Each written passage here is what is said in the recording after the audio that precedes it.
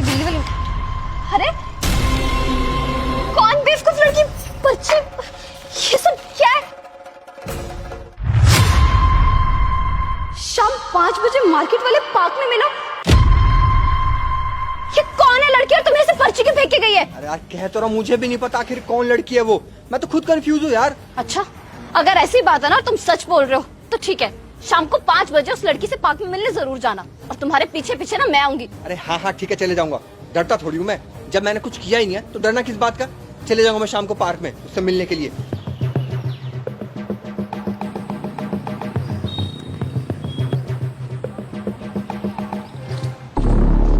भैया,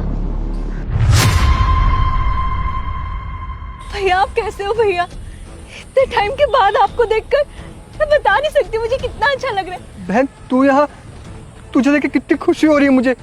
तू तो ठीक है ना, लेकिन तू यहाँ पे क्या कर रही है? भैया आपको मेरी चिट्ठी नहीं मिली थी भैया? चिट्ठी? कौन सी चिट्ठी? अरे भैया वही जिसमें मैंने लिखा था कि शाम को 5 बजे आकर मुझसे पार्क में मिलो। उनसे क्या पूछ रही है, मुझसे पूछ। देख लिए थे तेरे सारे लेटर्स, मैंने पढ़ लिया था उसमें जो कुछ भी लिखा था तूने। प्लीज भाभी मुझे माफ कर दीजिए अगर आपको बुरा लगा कि मैं भैया से मिलने ऐसे पार्क में आई हूँ, पर मेरे पास और कोई रास्ता नहीं बचा था भाभी। मैं भैया से मिलना चाहती थी, इतना टाइम हो गया, इतने साल हो गए भैया से मिले हुए। इतनी बार कॉल्स की भैया आपको, और आपने आज तक कभी मेरा फोन नहीं उठाया। कितनी चालाक है ना तू, कब तक हमारे पीछे पड़ी रहेगी? अरे तुझे पढ़ा दिया, लिखा दिया, इतना कुछ कर दिया, सारा खर्चा कर दिया, और कितनी देर हमारी टुकड़ों पे पलेगी तू? तुझे अच्छे से बोला था कि तेरी शादी का खर्चा हम नहीं उठाएंगे, तो क्यों पीछे पड़ी है? और मुझे कोई शादी वादी नहीं करवानी, और मैं इसलिए भैया के पीछे नहीं आई हूँ। और अगर मुझे अपनी शादी करनी होगी तो मैं खुद भी कर सकती हूँ भाभी, क्योंकि मेरी जॉब लग चुकी है, ठीक ठाक कमा लेती हूँ। और मुझे पता है भाभी कि आप मुझे पसंद नहीं करते हैं, क्योंकि भैया ने आज तक मेरे ऊपर इतना पैसा लगाया, मेरी पढ़ाई पर इतना पैसा लगाया, मुझे इतना टाइम दिया, और यही बात आपको पसंद नहीं थी ना, इसलिए आप लोगों ने मुझे घर से निकाल दिया। अरे बहन बस कर, तू ये बता, तू खुश तो है ना? तू अभी जहाँ भी रह रही है तू खुश है ना मेरी बहन? भैया आप प्लीज रोइए मत, पता है आपको ऐसे देखकर मुझे और ज्यादा फील हो रहा है। मम्मी पापा के जाने के बाद मेरा और था ही कौन, सिर्फ आप ही एक खून के रिश्ते हो मेरे। जिंदगी में कुछ भी कर लो, लेकिन खून के रिश्ते, अपने रिश्तों का साथ होना बहुत जरूरी होता है। भाभी आपका भी तो एक भाई है ना, आपका भी तो मन करता होगा उनसे मिलने का, उनके घर जाने का, और उन्हें राखी बांधने का। पता नहीं पिछली कितनी राखियां मेरी ऐसे ही चली गई।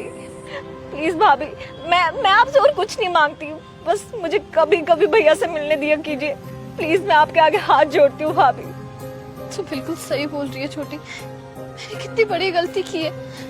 तूने जिस तरीके से अपने भाई को चिट्ठी भेजकर यहाँ पे बुलाया, तूने मेरे दिल और दिमाग की सोच ही बदल के रख दी। साफ दिख रहा है कि एक बहन अपने भाई से मिलने के लिए कितना तड़प रही थी, कितना मजबूर थी, कितना मिस कर रही थी तू इन्हें। और मैंने कितनी बड़ी गलती की जो तुम दोनों को अलग कर दिया, बहन और भाई को आपस में अलग कर दिया।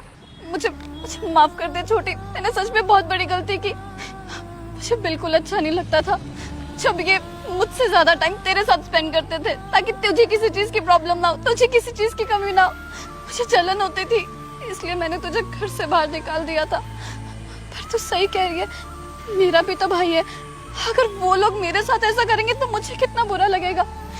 लेकिन अब ये गलती दोबारा नहीं दोहराऊंगी।